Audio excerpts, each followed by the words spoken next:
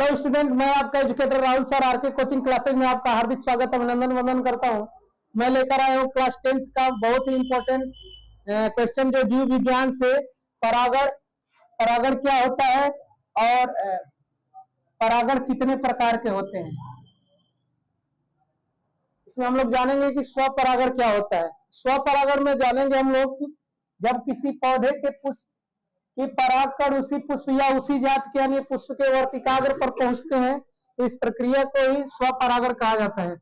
अर्थात इसमें जो एक ही पौधे होंगे और एक ही पौधे के उसी पुष्प के वर्तिकाग्र पर या तो उस पौधे के दूसरे पुष्प के वर्तिकाग्र पर जब क्या होते हैं पराग पर पहुंचते हैं तो उस प्रक्रिया को हम क्या कहते हैं, स्वपरागण कहते हैं। स्वपरागण के लाभ और हानि होते हैं जो परीक्षाओं में आपके 3 या 4 अंक के क्वेश्चन में पूछे जाते हैं। स्वपरागण के लाभ की बात किया जाए तो इसमें पीढ़ी की शुद्धता बनी रहती है क्योंकि इसमें किसी माध्यम की जरूरत नहीं होती है। दूसरा इसमें कह रहा है कि नहीं होती है और तीसरा कह रहा है इसमें अन्य युक्ति जैसे सुगंध की आवश्यकता नहीं होती है, रंग की आवश्यकता नहीं होती है, मकरंद मतलब होता है मध या रस की। ध्यान समझिएगा, हमने क्या जाना कि स्वपरागण के लाभ, हमने स्वपरागण के लाभ में क्या फिर से एक बार समझ लीजिए कि इसमें पीढ़ी की जो शुद्धता होती है वो बनी रहती है। अर्थात जो पीढ़ी होता है शुद्ध रहता है क्योंकि ये हम किसी के माध्यम की जरूरत नहीं होती है। दूसरा है कि इसमें अधिक परागकण की आवश्यकता नहीं होती है। जैसे मान लो कि यहाँ पे आपका वर्तिकाग्र है और यहीं पे आपका पुंकेसर है, नजदीकी में परागकण है, तो इसको आने में यहाँ पे किसी की जरूरत नहीं होगी। इतना भी हवा बहेगा, मान लो कि एक दिन अगर 10 परागकण है, 10 परागकण में अगर खूब हवा के माध्यम से जाएंगे तो 3 नष्ट होंगे, 7 तो इसके ऊपर आ जाएंगे। अर्थात इसमें शुद्धता बनी रहती है और इसमें परागकणों की संख्या की बहुत कम जरूरत होती है। अर्थात इसमें एक आ जाएगा तो इसमें क्या हो जाएगा, पॉलिनेशन हो जाएगा, अर्थात परागण की प्रक्रिया हो जाएगी। इसमें अन्य युक्ति जैसे सुगंध की आवश्यकता नहीं होती। सुगंध का मतलब गंध, जैसे कीट हो, पक्षी हो या अन्य जीव हो उस पर क्यों बैठेंगे, यानी उसमें कुछ खूबी रहेगी तो बैठेंगे। अब खूबी कब रहेगी, या तो वो सुगंधित होगा या तो उसमें रंग होगा या तो वो क्या होगा, रस युक्त होगा। भौरा क्यों बैठते हैं, भौरा फूल पे क्यों बैठेंगे बताइए, क्यों बैठेंगे, क्योंकि उसका रस लेने के लिए। और भौरे उस पुष्प पे बैठेंगे जिसमें मकरंद होता है, मकरंद का मतलब रस होता है, उस पे बैठेंगे। जिसमें रंग रहेगा उधर ही कीट आकर्षित होंगे, जिसमें सुगंध रहेगा उधर ही कीट आकर्षित होंगे। अभी आग का पौधे देखे, पुष्प देखे, अकवन जिसको बोला जाता है, रात का रानी बोला जाता है, बहुत महकता है वो। अश्वगंधा देखे हो, अश्वगंधा का पुष्प क्या होता है, बहुत महकता है, लाल और व्हाइट कलर का होता है, छोटा छोटा। चमेली का देखा, चमेली मोगरा, वो बहुत महकता है, यानी सुगंध होता है, उसमें रंग होता है, उसमें मकरंद पाया जाता है, तो कीट उसकी तरफ क्या होता है, आकर्षित होते हैं। जैसे लाभ है इसके हानि भी होते हैं। स्वपरागण के हानि क्या है, तो इसमें उत्पन्न बीज संख्या में कम व छोटे होते हैं। क्यों कम और छोटे होते हैं, क्योंकि एक ही बीज से नई प्रकार की बार बार क्या किया जाता है, एक ही पुष्प से, एक ही पौधे से क्या किया जाता है, बार बार संतान की उत्पत्ति कराई जाती है, यानी नए बीज की उत्पत्ति कराई जाती है। इसलिए संख्या में क्या हो जाते हैं, कम हो जाते हैं और धीरे धीरे क्या हो जाते हैं, छोटे हो जाते हैं। उसके बाद बीजों को पकने में अधिक समय लगता है। बीज को पकने में क्या होता है, समय बढ़ जाता है। क्यों बढ़ जाता है, क्योंकि संख्या कम हो जाएगी, छोटे हो जाएंगे, इसलिए पकने में क्या होगा, उसकी समय लगने लगेगा। और नई स्वस्थ किस्म का निर्माण नहीं होता है, यानी हाइब्रिड किस्मों का निर्माण इसमें नहीं होता है। क्यों नहीं होता है, क्योंकि बार बार एक ही प्रकार के बीजों का क्या होता है, बार बार निर्माण होता है, जिस कारण होता क्या है, इसमें नई जातियों का निर्माण नहीं होता है। लेकिन अगर पर परागण की बात किया जाए तो पर परागण में किसी के माध्यम से परागण होता है, इसलिए क्या होता है, उसमें हाइब्रिड संतति उत्पन्न होने की क्या होती है, संभावना होती है। हाइब्रिड संतति उत्पन्न होते हैं जिससे संख्या में अधिक भी होते हैं, बड़े होते हैं और नई प्रकार की किस्में क्या होती है उसमें उत्पन्न होती है। इसलिए जितने भी आजकल खेतियां हो रही है सब हाइब्रिडेशन खेती हो रही है, संकरित खेती हो रही है, जिससे उपज क्या हो रही है, कम ही समय में अधिक उपज क्या हो रहा है, उत्पन्न हो रहा है। संख्या भी अधिक है और उसकी उपज भी क्या हो रही है, अधिक हो रही है। ये लाभ और हानि परीक्षा में आपका पूछेगा कि स्वपरागण किसे कहते हैं, इसके लाभ और हानि को लिखिए, या कह देगा कोई दो लाभ लिखिए, या तो कोई दो हानि लिखिए, या कह देगा कि परागण किसे कहते हैं, स्वपरागण के प्रकारों का वर्णन कीजिए, यानी स्वपरागण के बारे में क्या कीजिए, वर्णन कीजिए। तो हम परागण के बारे में तो लिखेंगे ही, तब हम लिखेंगे स्वपरागण के लाभ और हानि। दोनों लिखने के बाद तो क्या करेंगे, इतना लिखेंगे तो हमें 3 या 4 अंक का क्वेश्चन क्या होगा, हमें प्राप्त। ठीक है, लघुत्तरी क्वेश्चन भी आते हैं, कभी कभी विस्तृत दे देते हैं। दोनों का वर्णन करने के, परागण और स्वपरागण का और पर परागण दोनों का कह देगा, तो हम क्या करेंगे, उसके लिए हमें 5 नंबर का क्वेश्चन अगर परीक्षा में पूछे जाते हैं। ठीक है, हेडिंग बना लीजिएगा, पर परागण।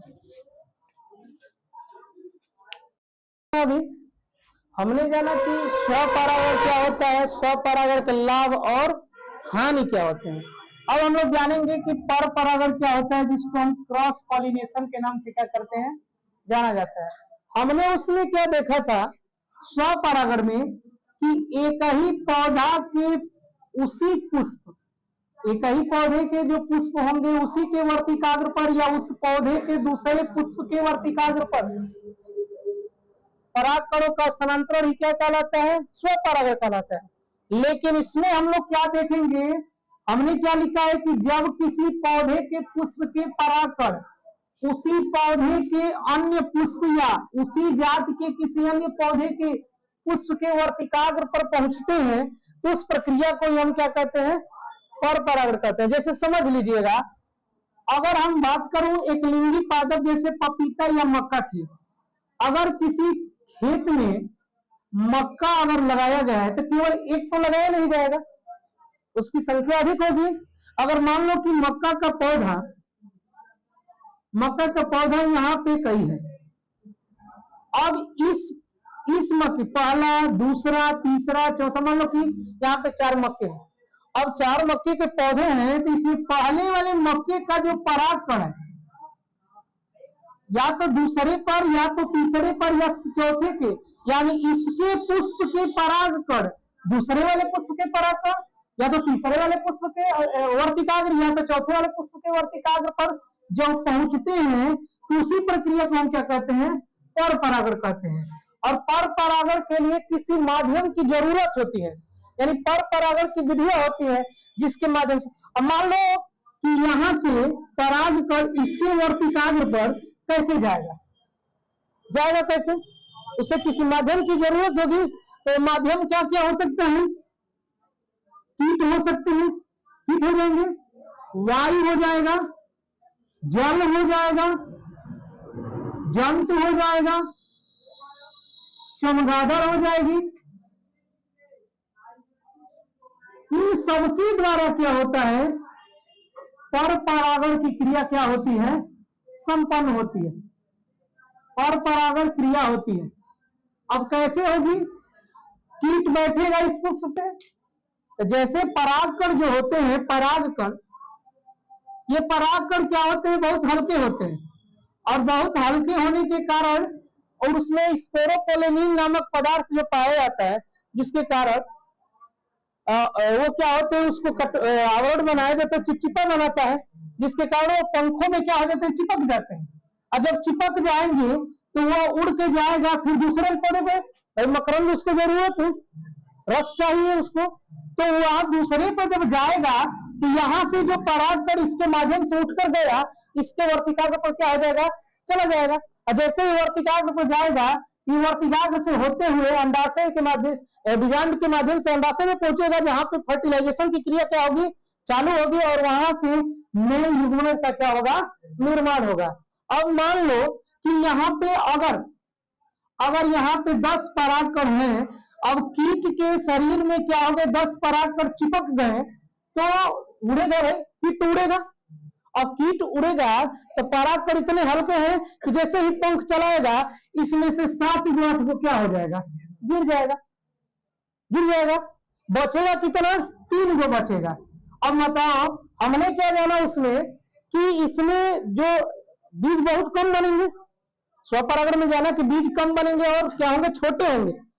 क्योंकि वहां किसी माध्यम की जरूरत नहीं थी, यहाँ पे क्या है, आपका माध्यम है, जिस कारण संख्या इनकी क्या होती है, अधिक हो जाती है।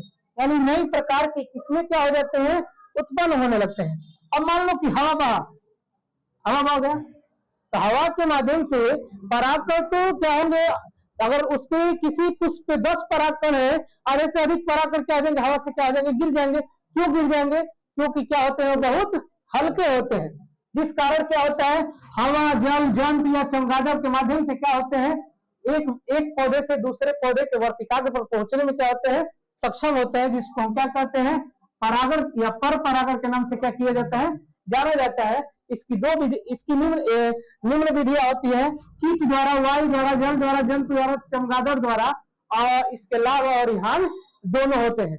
जो परीक्षाओं में आपका क्या किया जाता है, पूछा जाता है, कहा जाएगा कि परागण क्या है, वायु परागण के बारे में क्या कीजिए, समझाइए या वर्णन कीजिए या स्पष्ट कीजिए। तो वायु परागण में क्या लिखेंगे कि जब किसी पुष्प के परागकणों का स्थानांतरण वायु द्वारा होता है तो उसको हम क्या कहते हैं, वायु परागण कहते हैं, या वायु पर परागण कहा जाता है। अब वायु पर परागण में कौन से पौधे आते हैं, उन पौधों के बारे में हम लोग क्या करेंगे, विस्तृत जानकारियां लेंगे।